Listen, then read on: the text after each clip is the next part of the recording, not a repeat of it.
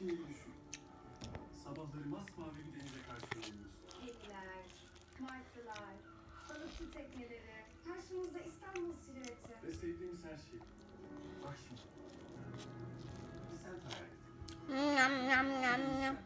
Mahalleleri olsun. Yemyeşil bahçeli. Sokaklarında çok...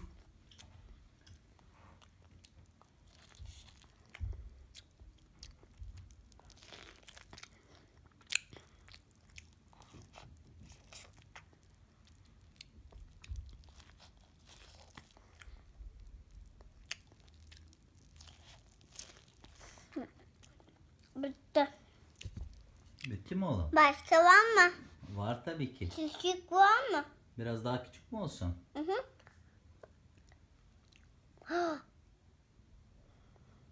Baba, Efendim oğlum? büyüğünü ikimiz yiyelim mi? İkimiz yeriz büyüğünü, tamam. Baba baksana.